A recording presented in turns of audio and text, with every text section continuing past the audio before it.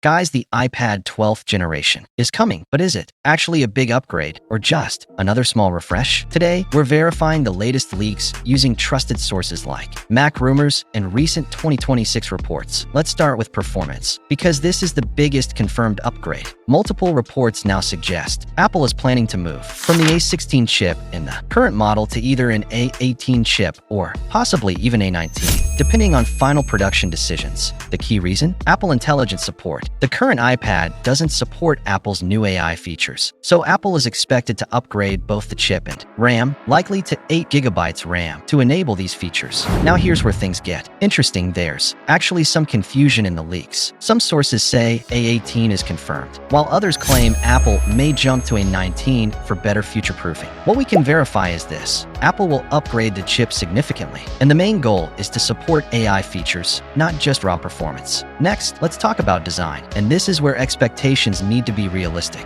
According to nearly all reports, the iPad 12 will keep the same 10.9-inch Liquid Retina display, Touch ID, and overall design as the previous generation. That means no OLED, no 120Hz promotion, and no major redesign. Apple is clearly keeping this as a budget iPad, so the focus is internal upgrades, not premium features. The camera system is also expected to stay mostly the same, with a 12MP rear camera and 12MP front camera, mainly designed for video calls and basic use, not professional photography. Battery life is expected to remain around 10 to 12 hours, which is typical for iPads and likely won't change much this year. Now let's talk about software and features, because this is actually a big deal. The iPad 12 is expected to run iPadOS 26, bringing features like improved multitasking, better external keyboard support, and deeper AI integration. With Apple Intelligence support, users could see smarter Siri, better writing tools, and AI-powered features across apps, something that the current budget iPad cannot fully support. Connectivity could also improve. Reports suggest Apple may include a more efficient Apple-designed modem in cellular models, improving battery life and network performance. While this isn't a flashy upgrade, it's part of Apple's long-term shift away from third-party chips. Now let's talk about release date, because this is where things changed recently. Earlier leaks suggested a spring 2026 launch, but that didn't happen.